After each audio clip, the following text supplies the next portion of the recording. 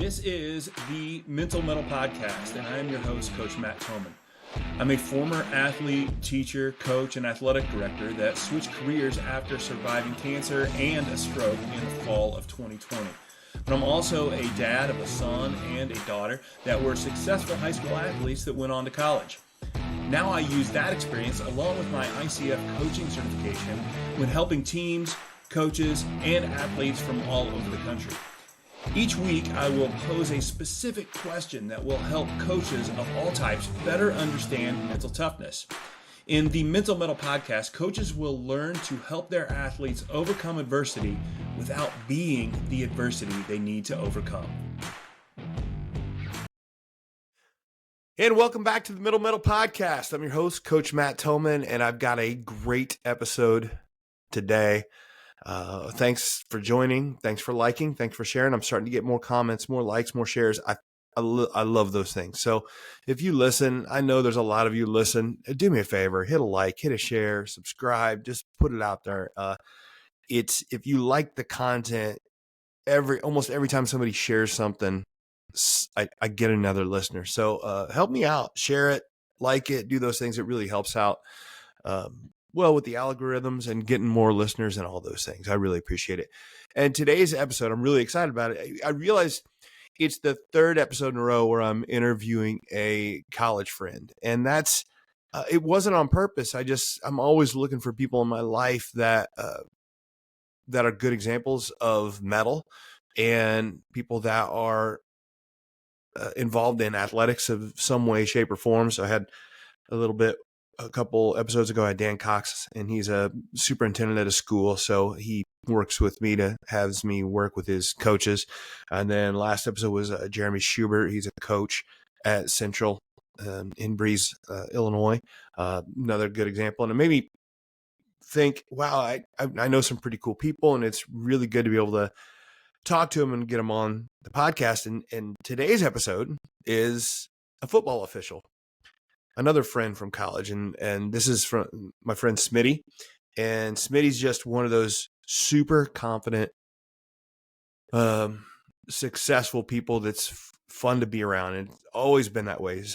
Smitty was like that in college, fun to be around, and always very driven and just kind of like awe-inspiring. What I'm going to do is just give this list of accolades, and it part of it's given credibility, and part of it's just pretty awesome, what the things that Smitty has done. So it started with Smitty joined the Army Reserves as a light-wheeled vehicle and power generator mechanic in college, and earned a bachelor's in political science from Millikan University, where I went.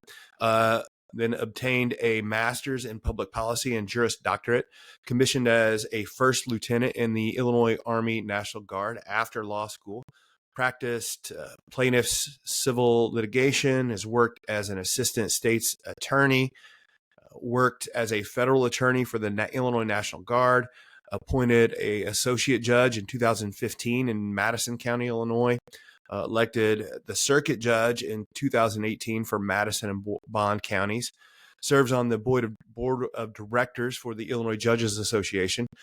Smitty is a colonel and the highest ranking judge advocate general in the Illinois National Guard. That's awesome. Deployed to Kosovo in 2007 when they gained their independence, deployed to Afghanistan in 2008 and 2009, and was awarded the Bronze Star for service in Afghanistan, was a volunteer firefighter at Camp Phoenix in Afghanistan, awarded the Humanitarian Service Award for support during Hurricane Katrina down in New Orleans. As somebody says, spoke at the United Nations on counterinsurgency operations, drafted a 200-plus page manual for court martials in the Illinois Code of Military Justice, served as one of the Illinois Bicentennial Honor 200 veterans in 2018. Somebody practices Muay Thai, Brazilian Jiu-Jitsu, does some MMA. Earlier on, somebody rebuilt and I can remember this car in college, rebuilt a 1964 Ford Falcon convertible, awesome car. Smitty once won a seat to play in the World Series of Poker in Las Vegas. And now, because, everybody needs a hobby, Smitty officiates high school football and Division III football. So it's this crazy list of accolades, and it's awesome. And also, Smitty, in addition to being this badass, confident, successful person, Smitty is one of the nicest women I've ever met. Yeah, that's correct. She's a woman. She's a mother, wife, got 3 boys, just an awesome person. So it's a great interview because she's done most of her things in a lot of it's in a man's world, and she's being able to do it as a woman. And I think, and she's really good at all these things. So it's going to be a great interview. I'll catch you on the backside. We'll talk a little bit, but for now, enjoy the interview with my good friend and judge, Sarah Smith. Parents, is your athlete ready for the upcoming sports season? They might have the strength, the speed, and the skills, but without confidence, they could still struggle when the game is online. Skill and strength are great. They're necessary, but they're not used to their full potential without the right mentality. Confidence is key. It's the key to unlocking that full potential. And at Mental Mettle Coaching, I offer personalized sessions designed to build the confidence your athlete needs for a successful season. My proven techniques empower them to perform under pressure, both on the field and in life. Don't let a lack of confidence hold them back. Book a free session today and discover the power of confidence. Visit the website and get started on the journey to a more confident and successful athlete with Mental Mettle Coaching. And welcome back to the Mental Mettle Podcast. I'm your host, Coach Matt Thomann, and I am joined with my guest here today, a good friend of mine. And I say good friend of mine, but I haven't talked to you like face to face in 20 plus years, right? But still, it's fine. My good friend, Sarah Smith. And first of all, we'll get into why it's worth having you on and why I'm excited about talking to you. But first of all, just welcome. I still think we're good friends. I mean, that's one of the positives of social media. You still feel like you're connected to people in your past. So it is. So I've got Sarah on here. I'm not going to run through all your accolades because it's only an hour long segment and we don't have the time for that. But if I just hit the high points, I can tell you that Sarah is it a colonel in the colonel in the Illinois National Guard. You've been doing that since I remember you, since I know you from college. You were in the Illinois National Guard. So you've been doing that the entire time. And now you are a judge. Correct. In what county? Madison County, Illinois. Madison County, which those two things are awesome. And again, we could get all the accolades you have to get to there to do that. Obviously, you don't get to be a colonel and you don't get to be a judge without having there's steps to get there. You don't just get there, right? So, but then I also wanted to have you on because for some reason, because you aren't busy enough, you decided to be a football referee, and you referee throughout Southern Illinois as a high school ref, and then you also do some Division III stuff too. I do, right? Yeah. I just got picked up. So I love the idea of. This is what I find about what's so fun for me about talking about female officials is that, and it's becoming more commonplace, right? You start to see them in NBA. I start to see it overseas in basketball and stuff. And it was like this big, at first it was this big deal, right? And maybe it still is a big deal. You don't run into a lot. And I'm like, I don't know. I think it's a perfect situation because women love to tell men what they're doing wrong, and it's just a perfect situation. So I don't know. I don't know why. Yeah, you don't have to play the game. You can just tell us what we're doing wrong. It's even better. Right. So I can't wait to get into that. But that's just a terrible introduction to an awesome person. So I'd love to get a little background on how you got started in the National Guard, and because I love the toughness idea, and you are been one of the most toughest, badass people I've ever known in my life. And thanks. I love that. And I want to hear that, how you got into that and just some of your background there. Sure. Yeah. So, as we went to college together, I was already in. I joined when I was 17. I came from kind of a middle class family where my dad was like, hey, you want to go to law school? You want to be, this lawyer? You need to find a way to pay for it. And it was funny because it was actually, we were driving to a Cardinals game, me and a bunch of my girlfriends, my senior year of high school, and one of those Be All That You Can Be commercials come on.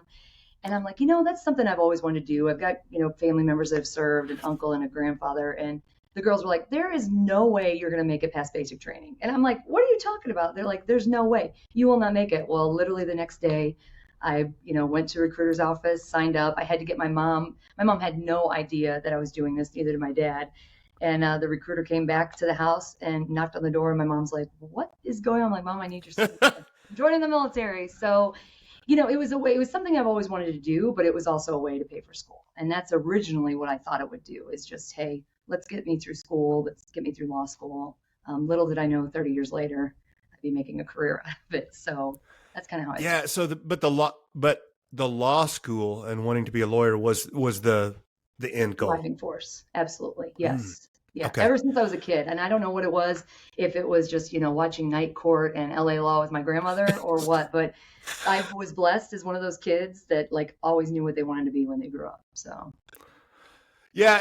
And from, you said something in your bio and then I just saw when you were talking about that little conversation with your girlfriends, like I think the best way to get Sarah Smith to do something is tell her that she can't do it.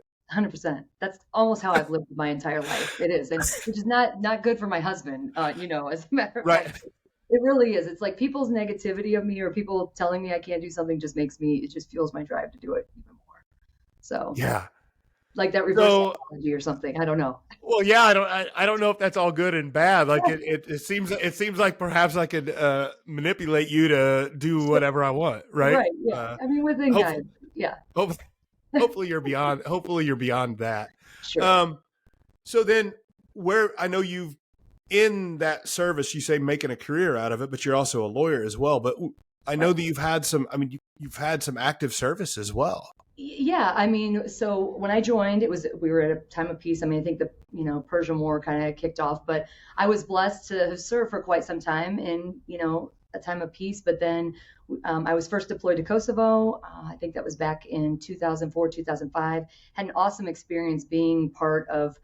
This is when Kosovo declared its independence. So I was in a nation that it was a brand new baby nation, the newest nation on the face of the earth. That was a very cool experience.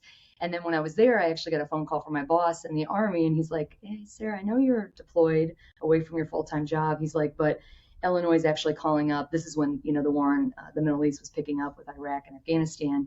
And they're like, I know you're deployed right now, but Illinois is picking up the biggest deployment we've had since World War III. What would you think? Or World War II. Thank God. Hopefully not World War III. No. We don't want that. The biggest deployment since World War II. What would you think? Would you like to go?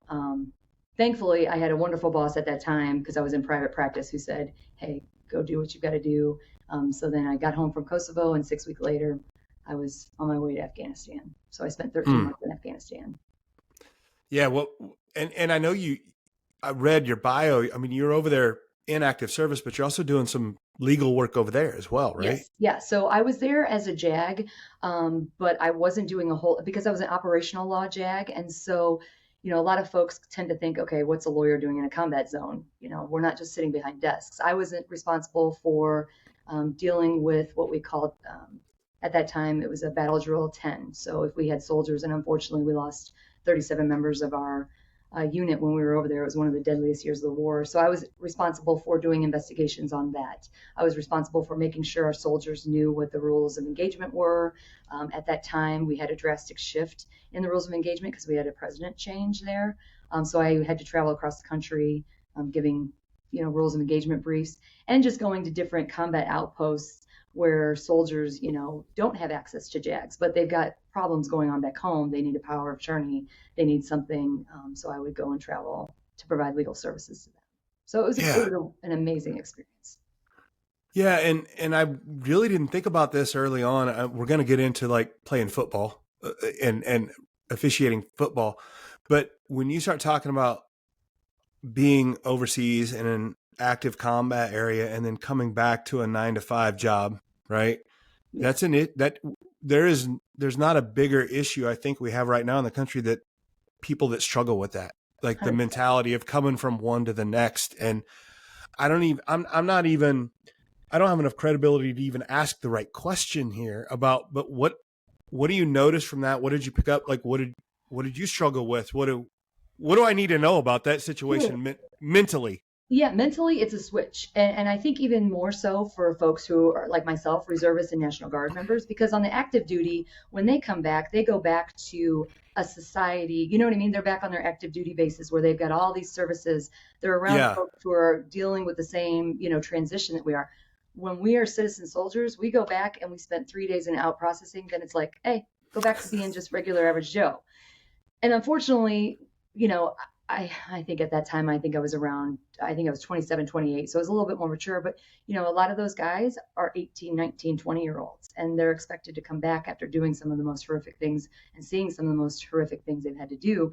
You have to have this mental shift of, okay, I have to change things now. I have to de-stress. I have to unwind. I have to realize have to be in a heightened sense of, you know, threat and anxiety and always on. So it is it's difficult. And for a lot of vets, they don't know how to change that mindset. And that's why we're seeing a lot of alcohol abuse, substance abuse, and unfortunately suicides. Yeah. What sort of, did you have any tools to help you with that? Or is that just because some people are more naturally inclined to deal with that and others. Did you have tools that either military taught or things that you picked up to help you in that transition? No, I mean, unfortunately, I not to ding the military, but unfortunately you don't. And you just kind of have to surround yourself, you know, and this is kind of a theme that I just live on. Negativity breeds negativity. You know, when you're surrounding yourself with positive people, that brings positive people. When you're willing to be open about what you're feeling and, you know, not trying to put up this image, which I think, you know, that goes all the way back, and we don't even have to get into this, but, you know, just the way I was raised as a childhood, some of the things that I overcame as a child, you just realize, hey, this is me, this is who I am. So I was able to, when I had problems, I was able to vocalize, hey, I'm having problems right now. So I wish the military, and I wish society, to be frank, would be more open to that. Like, let's just people be and deal with things as they are. I'm amen. I think that's one of the toughest things you can do is to be vulnerable. Yes. And I know that seems backwards, but it's the truth, because the people that I see that are quote unquote really tough and don't want accept any help, and I'm like, you're not tough, you're scared, right? And I think that's again, we've got, you and I talking about it is not going to fix it, but we've got an issue, and I think that's something that you can be tough. I'm saying you can be vulnerable and still tough, and like I said. Like, you're talking about being vulnerable, opening up, saying, hey, when I need help. And I said, you're one of the toughest people I know. And you really are. Look, I'm serious. Like, I've always seen you as something like that. Like, I saw your bio, and I want to chat about this too. Like, do you still train jujitsu? Yeah, so not as much as I used to. Yeah, so I used to do boxing and MMA and jiu-jitsu, and not as much as I used to, just because I feel like my body has now said, okay, after 30 years of the military and all the physical demands that it required of me, now I'm doing officiating. I'm also coaching my kids' football. At some point, my body's like, hey, give me a little break here. So It's not as much as I used to. It's more yoga now. I'm trying to find a simpler, less gentle form of physical activity. But yeah, I'll get in there every once in a while. A lot of times my kids like to, you know, I've got 3 little boys, and they like to flex on their mom. Oh. Like, Mom, you didn't use, you know, Dad's the, you know, I hope I say is badass. Mom, you used to fight, you used to do MMA. And so I'll have to put it down on them every once in a while. So. Absolutely. Let them know. I do. Right? Yeah.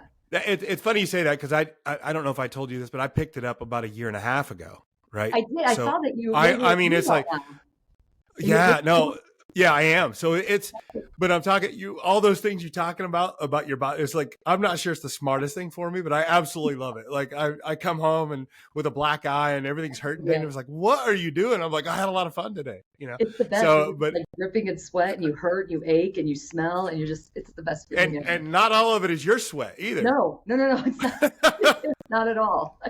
And so I think that's again, that was not, I didn't have that on my list of things to talk about, but as you do it, it's like the trauma that the soldiers see over there, and especially when you have to come right back, it's real and it's an issue. And I'm with you. I've read some stuff, some positive psychology stuff. Martin Seligman, he's the father of it. He started trying to work with some military in the point being to give tools and teach tools to preempt PTSD before it's a problem, which is honestly the best way to do it. But we're just not there yet, right? There's a lot of things the military needs to do first. And sure, I would like to go ahead.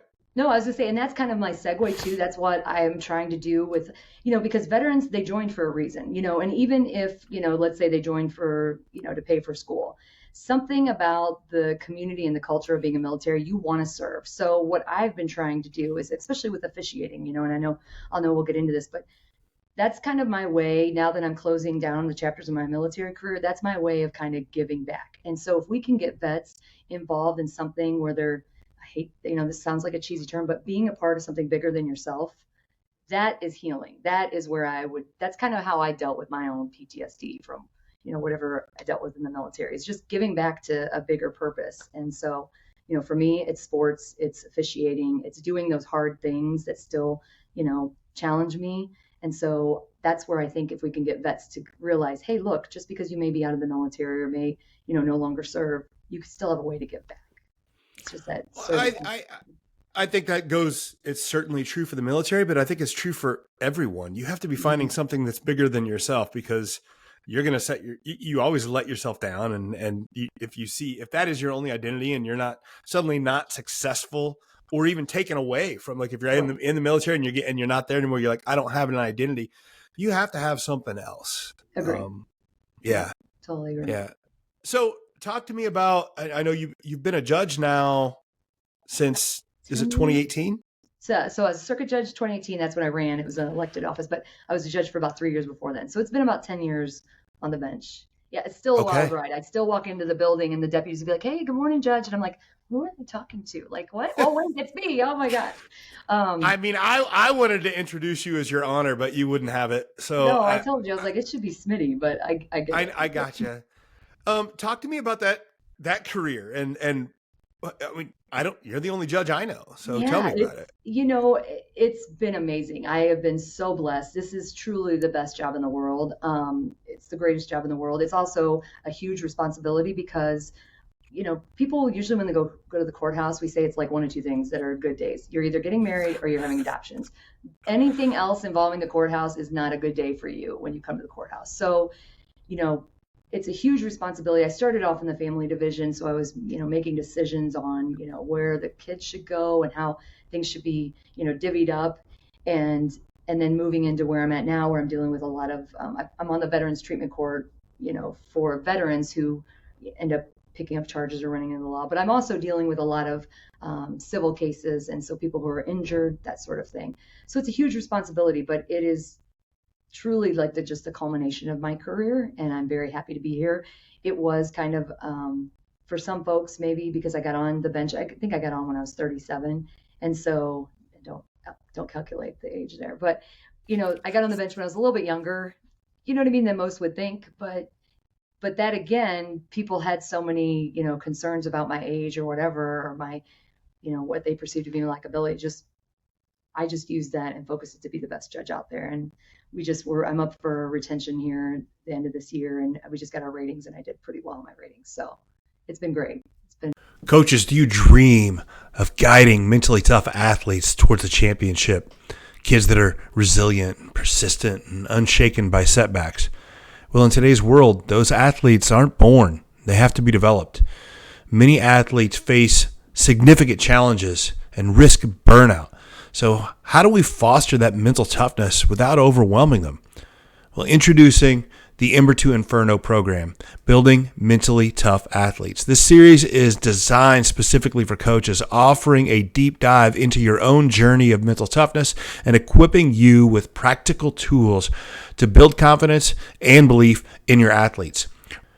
Rather than just simply adding more adversity to their life, we focus on creating a strong foundation for mental resilience. You'll learn how to transform a spark of motivation into a blazing fire of toughness using techniques that address challenges like social media pressures, athletic stress, and trauma. Don't just wish for mentally tough athletes, build them. Join the Ember to Inferno program today and ignite the potential in your athletes. For more information, contact me, Coach Thomann, at Mental Mettle Coaching. Mettle is a person's ability to face adversity in a spirited and resilient manner. It is a great skill to have for athletics and for life, but it is not something we are born with. If you want it, you have to forge your mettle. And if you listen to the Mental Mettle Podcast, you already know that, but not everybody else does yet. So help me out by ordering and wearing some sweet The Mental Mettle Podcast gear. We've got short sleeve tees, long sleeve tees, and some super comfortable hoodies. Order online today and you can have your gear in no time. But the best part is that every order helps support the show and helps me spread the message that mental toughness is a trait that can and should be built. So find the link in the show notes, order your gear, and start showing that you know how to forge your mettle. I'm sure. Yeah. No, I think it's great. I love I just love the progression of your career from the one to the other. And then why go from all, and I know you said it's about giving back, but where was the first inkling you had to be like, I think I want to go. First of all, I have the time to officiate football. But where did that come from? So it's kind of like the story of how I joined the military. I actually wanted to be my kids. I've got 3 young boys who are all in, besides my oldest, he's in middle school, but they're all in youth junior football, so JFL. And I started by wanting to coach. You know, my husband was coaching my oldest son and I wanted to coach my youngest son. So I took all these glacier courses. When I'm all in, I'm all in. I go overboard and taking all these courses, and then fall, a couple of years back, fall comes around and I volunteered to coach, took all the classes, the concussion protocol, and got on the field and was told, well, we've never had a female coach, so we don't need you, seats taken kind of thing. We're full. I don't need any coaches. And I was irate. I was very upset because they didn't specifically say it's because, you're a female. I knew I was reading the tea leaves. And so happened, the varsity coach here in Edwardsville, a great human being, caught wind of this and pulled me aside the other day. He's like, you know what? He's like, they're literally telling you not to do that. You know what you should do? You should go be an official. And I'm like, what? Like a football official? Like the stripes? And he's like, yeah, go do it. And so I looked into it and I immediately got hooked. I mean, I've loved football ever since I was a kid.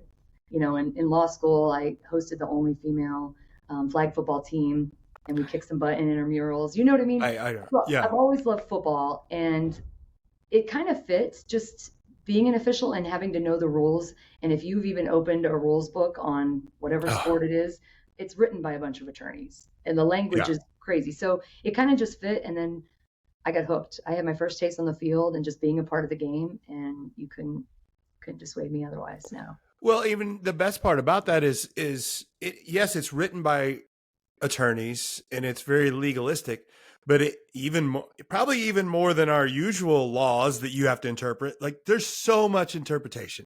Oh, absolutely. That has to be. It's like the idea that they say you could call a hold on every play is true. It is true. But nobody wants that. No. And that's what I tell, that's kind of, when I work as a line judge for the JV games, I get those, those coaches in my ear screaming, didn't you see that hold? Didn't you see that? I'm like, if you wanted me to call, do you not want to get home to your kids? Do you not want to get home and have a beer after the game? I said, we'd be here for 4 hours if I called every hold. And you have to have discretion. And that's why I think, one of my really dear friends who became my football mentor told me because I went all in and I started trying to memorize all the rules. He's like, Sarah, time out. Understand the philosophies, understand the mechanics, but understand the philosophy. So is it a hold? Did it impact the play? You know what I mean? Was it at the point of attack? And so it's just being able to make those judgment calls, live in the gray area whenever you officiate, because I know some football officials who are black and white and the game's miserable for everybody. Oh, it's awful. Miserable. It's awful. Yeah. Well, and they're the ones that it really gets they butt heads with the coaches, and it's, it's funny. Go ahead. Yeah. You mentioned the mechanics and just how important it is for an official to have those mechanics. And you might think, well, that's not as big a deal, but There's nothing that will like pinpoint an official as he doesn't know what he's doing or she doesn't know what he's doing if the mechanics aren't right. 100%. And I was so naive going into it. I was like, I got to know every single rule. And he's like, you're not going to be the umpire. You're not going to be the referee. You need to know the mechanics for your job. And then once you have that, understand the philosophies. And once I switch that around in my brain, it's a whole different ballgame. And because the mechanics are what's going to put you in the best position to make the right call. If you're not in where you need to be on a certain play, and if you're not seeing what you need to see and, standing still and locking in, you're not going to make the right call, whether or not you know the rules or not. Yeah. So walk me through your first Friday night. Like, oh man. Nervous butterflies. I mean, it's an awesome feeling. And I was lucky enough to have a game where it was pretty big contenders, and those are actually easier games. When they're actually really good teams, they're easier games to officiate because most things are clean. However, when you're on the field with those athletes and you've got these athletes who are 5-star athletes who are probably going on to a Division I school, running at you in full pads, and your job is they teach you, you're supposed to step in front of them because they're trained to move out of the way of the person. When all I want to do is like go run off the field because I'm about to get. Absolutely. Last thing I want to be is on one of those memes where, here's this female football official just gets trucked across the back of the field. So that was the energy and the intensity and actually being on there with the players and hearing the crush of the pads and hearing the cadences called and, hearing the trash talk, it's just a surreal, you really truly feel like you're part of the game. I mean, I never had a chance to play football besides flag football. So just being on the field, I can now see why, guys just love it because it is. It's great. So is there any, if at all, any pushback, any like? Oh, yes, absolutely. I want to, absolutely.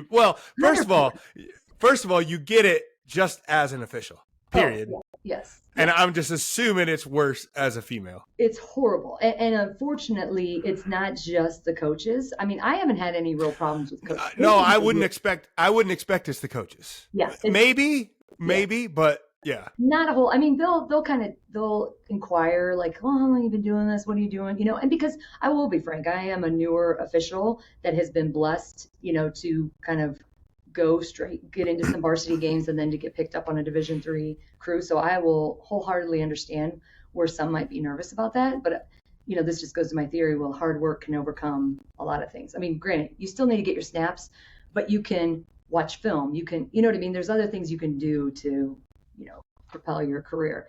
But no, the biggest problem that I had was actually football officials themselves, females, is going to my first meeting, which being in the military for 30 years, I've walked into a room of 200 men and I'm the only woman. That doesn't intimidate me. So going into my first, state officials meeting, literally it's a bunch of guys in there, a lot of them old football players and jocks.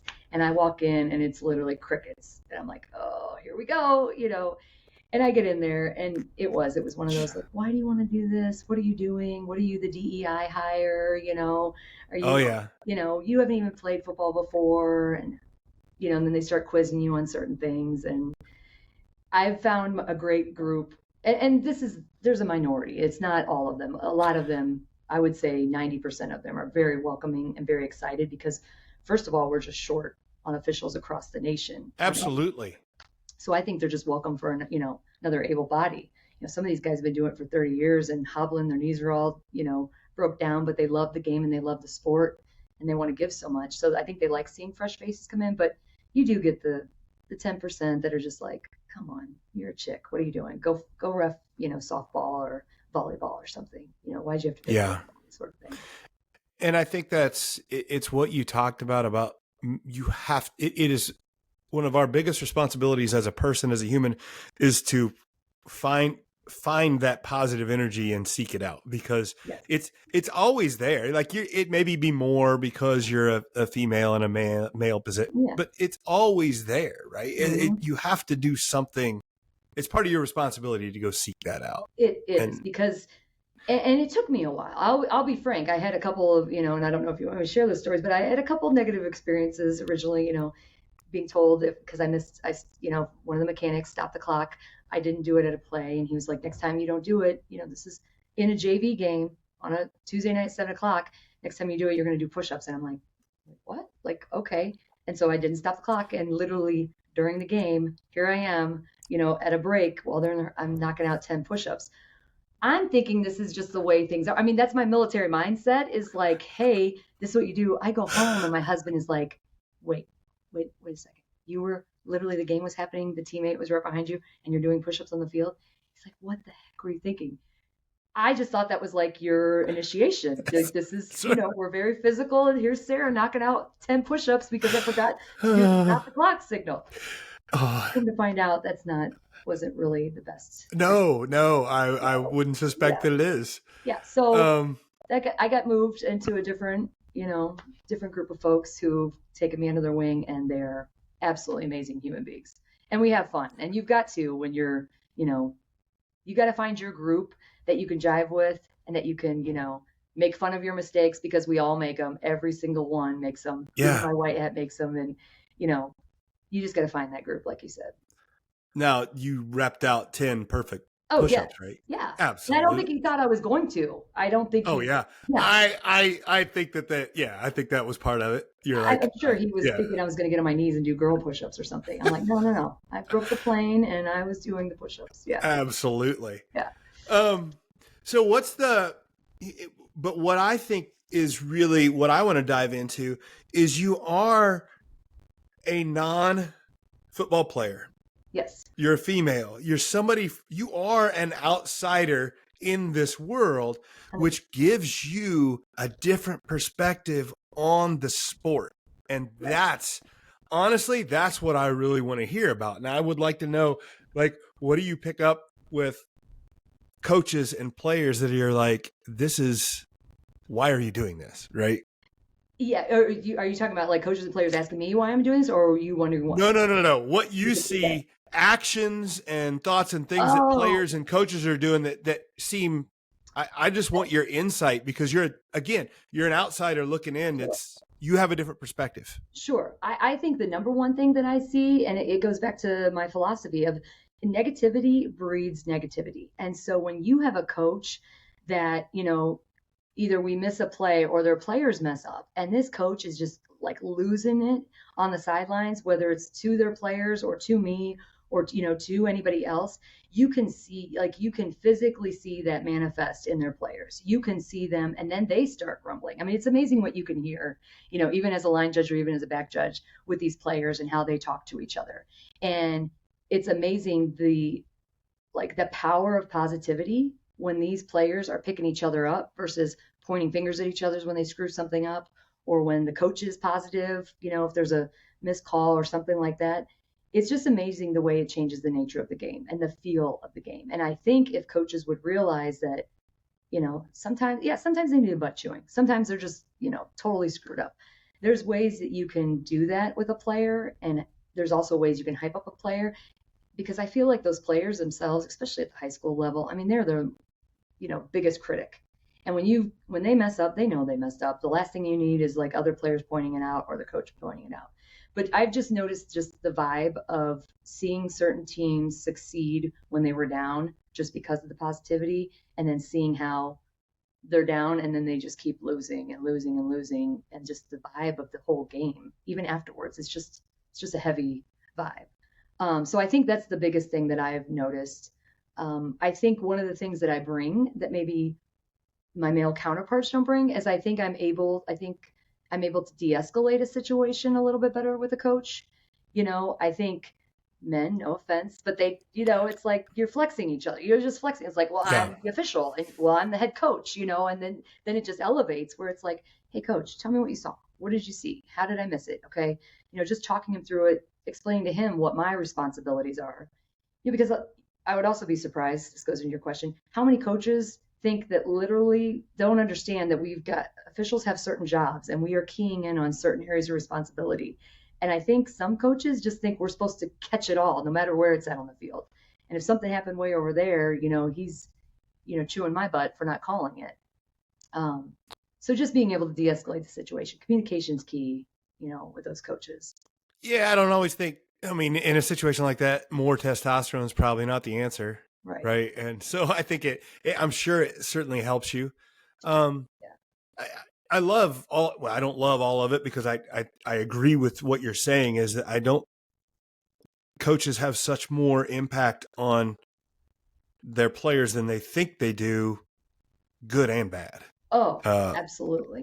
I've known a lot of coaches who would say, yeah, I'm not going to let my players can't talk to the official, but I can yell at the official, but you can, that's not how, right. It's like, you may not allow them to talk to them and complain, but it's the vibe and it's the energy. And I believe in that stuff 100%. It factors in.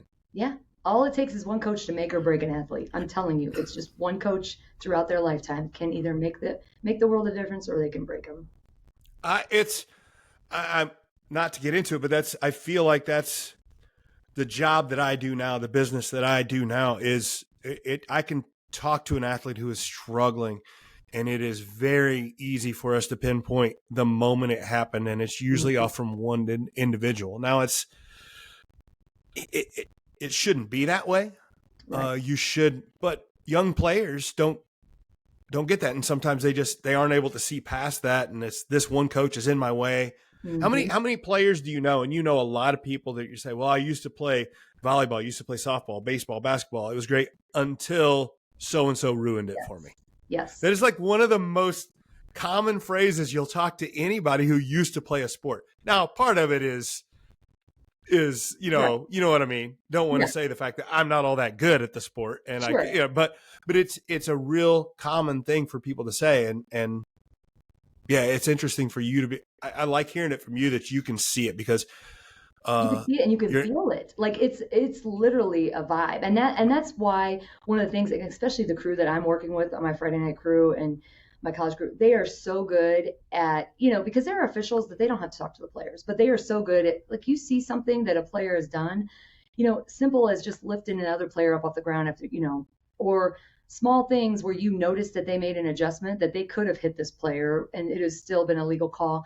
And you call them out and you be like, hey man, hey 57, that was a great job. Hey, way to go on that. Hey, I saw you, or, you know what I mean? And that's what I love about our crew, is we're very vocal with the players. We also weave that into our preventative officiating mentality, where if we see some negative stuff going on, rather than just, you're just constantly throwing the flag, hey, knock it off. Hey, next time, this is your warning, and I'm hoping at least the players kind of respect that, where we acknowledge them when they're doing well, but also doing some preventative officiating where we say, hey, we can see things are getting a little out of hand. Next time you're going to get flagged for it. I want to, that term makes perfect sense to me. Preventative officiating. Yeah. Is it on purpose? Like, is it taught by your crew? Where do you get that? Yeah. So our crew, that's our philosophy. Our crew is very proactive. We don't like calling penalties. Like, I think something that they teach in, because so in the fall, we've got all our season clinics for high school. And then in the spring, we start with our season clinics for the college. And one of the things that they tell us, with our college crew, is that a good game, a very well officiated game, you should only have about 14 flags, no more than that. Anything more than that, you're really getting into that black and white area, and you're not using preventative officiating. So I think it's taught more so in the college sessions and training than it is in high school. But thankfully, a lot of my high school crew, they also do college. I've got, two guys who are doing Division I, another Division II, just some really great officials, and they brought that to the high school thing. And, we don't like calling it. Nobody likes calling it. They want to see the game. They want to see people play, they want to see the guys play football. They don't want these 4-hour high school, games. You don't want to call every, illegal procedure, any, illegal formation, those sorts of things. So we focus on it. I think it should be taught a little bit more. And I think it's trending that way, in some of the seminars that I've been at. But it's easy enough, just a voice out there, a presence saying, hey, enough, get off, roll off, get off, no cheap shots. Hey, I'm watching you. That way they know. Yeah.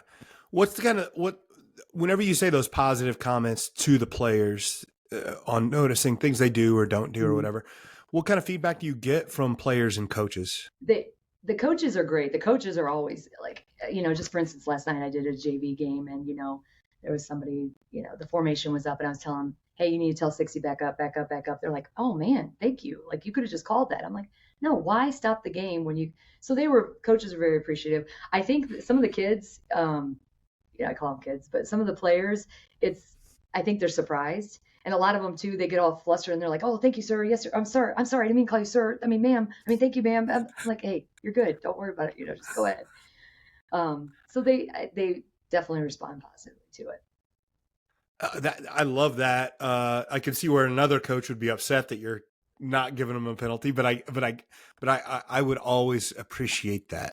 You're learning, helping them learn the game, not just officiating it, which is, I mean, well, that's the whole point, right? I think that's the problem we have with athletics in this culture now is that we don't see it for the opportunity to grow. And I mean, very few kids are going on to Division I or anything like this. It's about learning how to deal with adversity and do things. And I love that. And for those coaches, that don't, I'm always, that's my philosophy is like, I will explain why I didn't call something. I will explain why, that wasn't, okay, no coach, that wasn't a hold because it wasn't at the point of attack. And, hey, by the way, he might've been held, but he was still able to make the tackle. Why would you want me to call that? Stop the game. I hope that there's more of a philosophy amongst coaches that they would rather just play the game and win on the merits of the game versus on technical penalties, But trust me, there are. I know. Yeah. I'm sure you've run across more than I have. No, it is. And it's there's some people that just, not everybody does it right. Otherwise we wouldn't have people that we know are doing it right or, the wrong versus the right. Parents of athletes know that confidence and belief are fundamental for success. We want them to play without fear and without anxiety, but once those negative thoughts take over, it can derail years of work. Turning that anxiety into belief is similar to building strength and speed. It just takes intentional effort over time. Mental Mettle Coaching provides the individual drills needed to build the positive mindset necessary for success on the court and in life. Contact today to schedule a free coaching session and start building mental toughness in your athlete. Personally, I loved the push-up story. Yeah.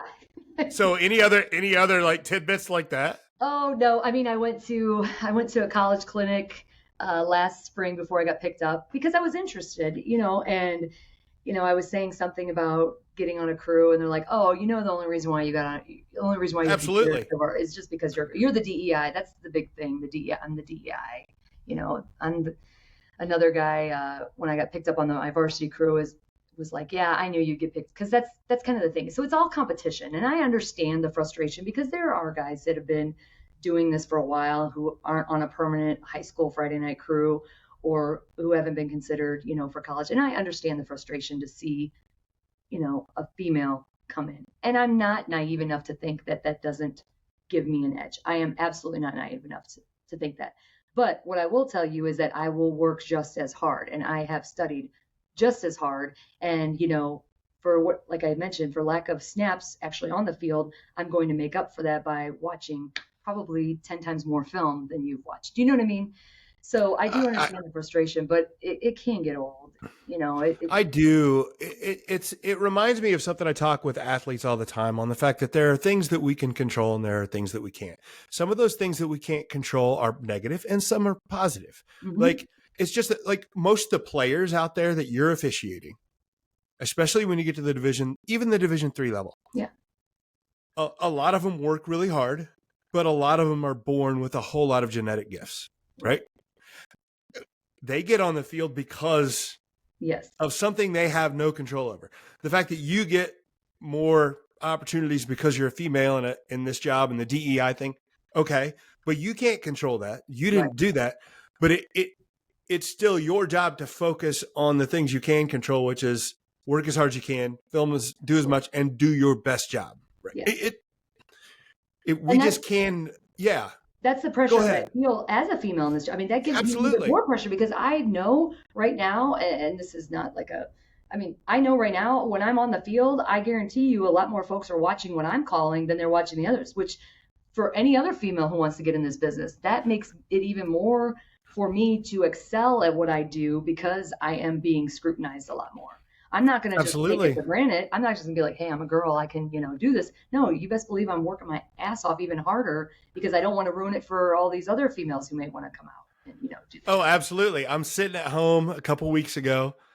I'm watching TV, hanging out, and I get a text in a group chat. Bobby Schwartz, Pete Oh, Trapp, Jim no. Woolak, and there it is. It's a picture of you Oh, God. on the field. And Bobby was like, "Look who's officiating," and Yeah. we were like, "That's awesome! She's awesome!" Like, Yeah. and that's what got me. I was like, "I got to get her on here," because it's like if it had been some guy we know, probably wouldn't have sent me a text. I'd been like, Right. okay. But it's like there's Sarah out there mixing it up. I know he came right up it's- to me, put his arm around me. He's like, "Hey there, I'm Bob Swartz," and it was another one of our friends that I hadn't seen in 20 years, but still considered one of him my, Absolutely. Oh my gosh. And I just loved that he took that picture, and I thought, man, that's awesome. I got to get her on the podcast because it's just, yeah, I love it. So what's next for you in the officiating career? I don't know. I mean, you've always got big dreams. You know what I mean? Frankly, I wish I would have started earlier. And that's why if I could use this just as a segue to say, hey, any females out there who love football, and I know you guys are out there, do not be afraid. Like, reach out to me if you want. There's so many female organizations. I mean, it's a small group, but there's a lot of female organizations out there because I really wish I would have started much sooner. I wish I would have started 10 years sooner because as we talked about, our bodies, tend to break down on us. And I think that one game that you were just talking about, I think I ran like 7.2 miles in that game, just sprinting, being a back judge. So it tends to take a toll. Would I love to get up to Division I? Oh my God, absolutely. Would I love to work a state championship high school game? Absolutely. So those are kind of my goals. If it happens, it happens. If it doesn't, I'm still going to strive for it. Replay would also be something that I would like to get into. I've been dabbling a little bit into that. Yeah. It's amazing. And they do have a lot of judges and a lot of lawyers that work in the replay business. And, with Division I, we've got a certain set of calls. Everyone's reviewable. So if my body starts breaking down on me, that's probably where I'll focus. I love your comment there about having goals, strive for them. But if it doesn't happen, it doesn't happen. And I think that's just, it has to be that way. Mm-hmm. I think that you have to have goals. You have to have things you're striving for. But again, there's so many factors in what happens to us, for us, those things that we can't do all. We can just do our best. And actually, and you're going to enjoy progressing and getting better as an official, regardless of what happens. Right. And that's the thing. It's like just that. Going through the process is going to make me better anyway. I can't control that, but I can definitely control what I do, the things that I need to do to get there and to be ready. Yeah. All right, Your Honor. Last closing remarks. I want to hear something I shouldn't have asked, something I didn't ask you that I should have, something that I missed. What else? No, just give me. Don't let people put limits on you. You know what I mean? I would just encourage, whether you're male or female, don't let people put limits on you. That's been kind of a constant theme in my life. It's like a lot of people like to tell you, okay, you fit this certain box, because of whatever position you are in your life, and that you should act this certain way. Don't let people put limits on you, and break down those barriers and just be yourself, do what you love, and it'll all come to you. That's my biggest takeaway. Yeah.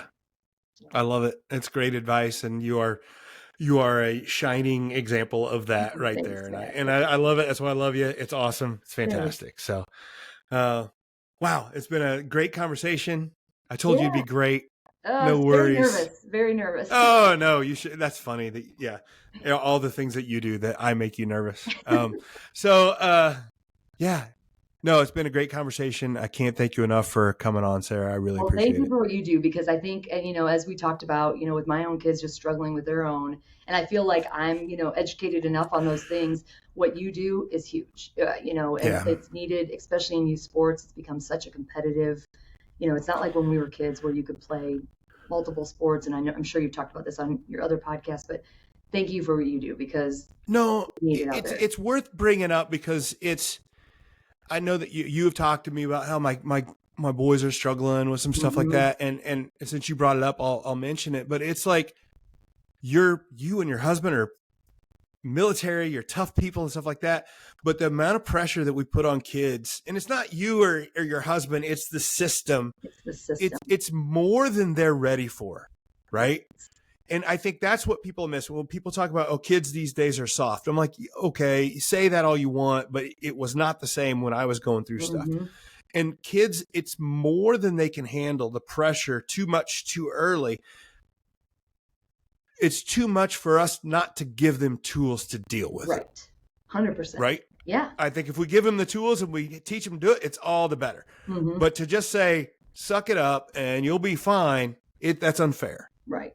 And that's the thing, being raised by two military parents, my kids are tough as nails, but it's been hard for us to try and dial it back because we don't want our kids to be soft and we want to know, and they're playing football too. They can't. Yeah, absolutely. But it's one thing, and it's so hard as a parent, it's a struggle as a parent because you are dealing with all of these, I think I told you, we took my kid to a camp and he's a great football player. And they're like, what's his IG account? I'm like, he's 8 years old. What do you mean? He needs an Instagram account?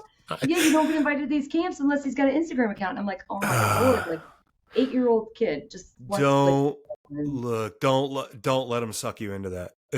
When he gets older, yes, right. Don't let it it's. But what I love about you is that we can tell our kids all these things, and you know how it is. They don't listen unless it's from a coach or unless somebody. You know. It is. That's natural. You didn't listen to your parents. I didn't either, right? Exactly. I do this for a living, and I don't think my kids are just now starting to listen to me. So it's right. That's fine. Yeah. So, fantastic conversation, Sarah. Anything else? No, that's it. Thank you for having me on. Awesome. It's been fun. Awesome. I sure appreciate it.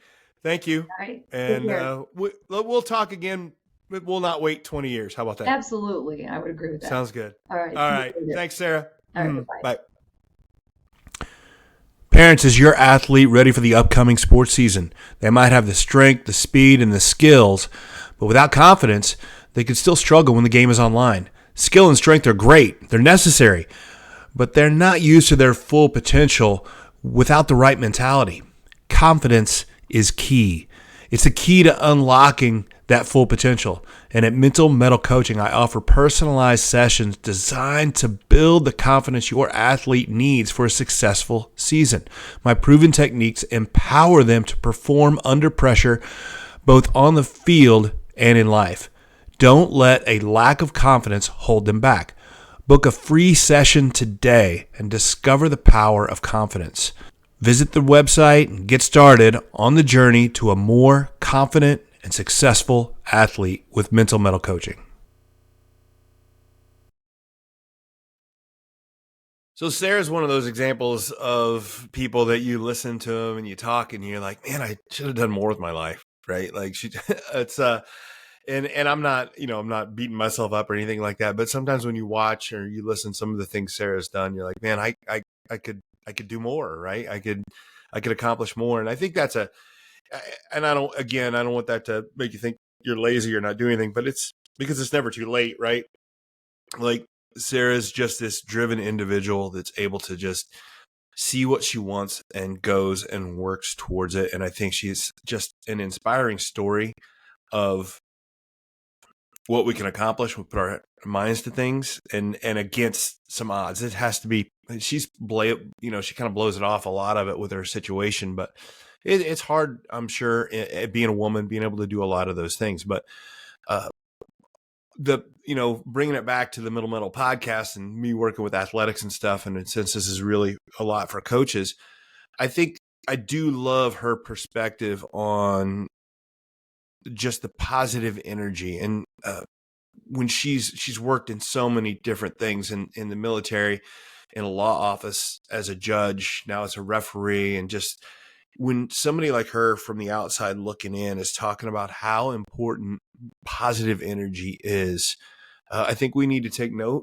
I think I don't know that we all know that, but there's a lot of coaches that don't thrive on positive energy, and it's some of them know they're doing it and some don't know they're doing it, but I think it needs to be something that we're all doing it and focusing on positive energy.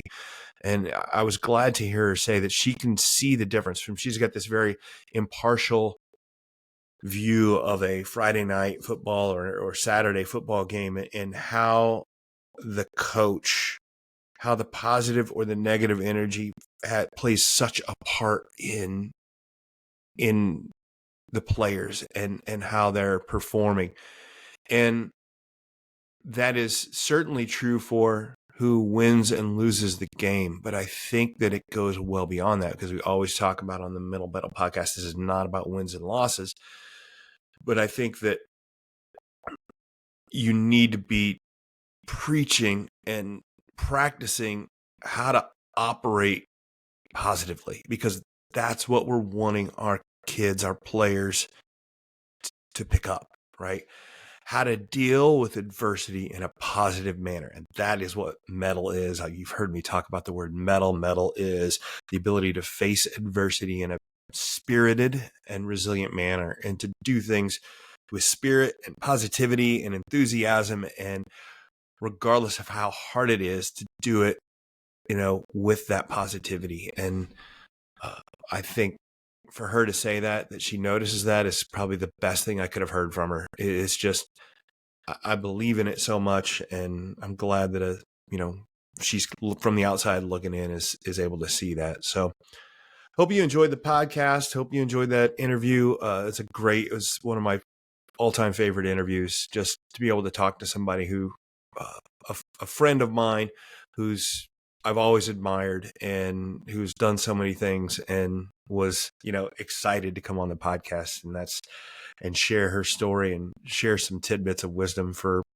us in the athletic world, is just a great thing. And so do me a favor, like, share, subscribe, do all those things. You got a coach you think needs to hear this, send it to him. You need a player that needs to hear it, send it to them. Or just, somebody who needs if some women in your life that need an inspiring story and somebody to look up to, here's a great one. I'm definitely going to be sending this into to my daughter and be like, hey, you need to listen to this one. She's awesome. It's really cool. I mean, my daughter has a lot of good role models, women, and looking up to my wife and just other people that she knows. But this is another one I think my daughter should be able to see and just be like, I'm excited for her to hear it. And you guys should too. Like, a woman or a young athlete, send them this episode and let them hear it and be inspired by it, because that's what this is all about. So yeah, well, that's about it. I appreciate you tuning in. And as always, I'm your host, Coach Matt Thomann. This has been the Mental Mettle Podcast. And always remember to forge your mettle.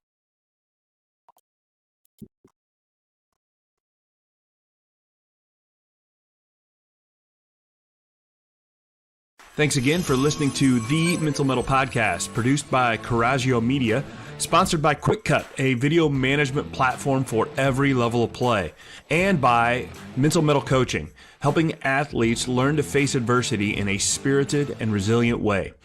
The Mental Mettle Podcast is created each week to help players develop more mental toughness, and that is something that will help all of us. So help me out and like and share the Mental Mettle Podcast with your friends. Until next time, keep forging your mettle.